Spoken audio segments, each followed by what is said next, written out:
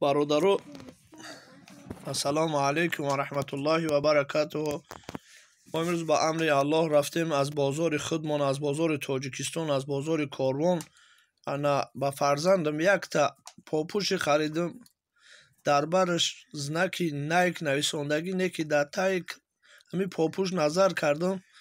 بدبختا من در تای همین کراسوفکی نام الله نویسنده است. از این جمله از مردم احترامانه خواهش میکنم نسبت همین پاپوشو بسیار احتیاط باشند.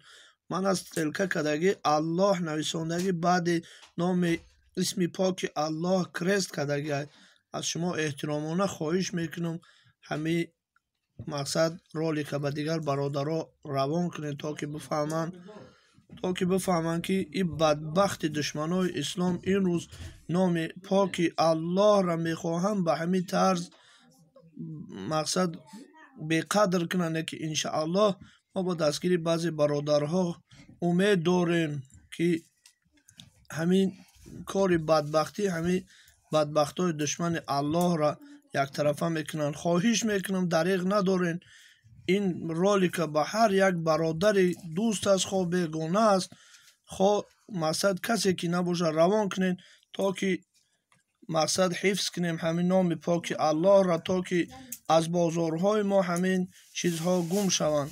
از شما احترامانه باز هم خواهش میکنم که همین را به دیگران روان کنین و در پیش الله قدر منزلتون را بلند کنین تا که اسم پاک الله را نتونن بدبختا اینقدر پایمال کنن. خواهش میکنم از برای الله از شما روان کنین، دریغ ندارین. الله به شما برکت بده.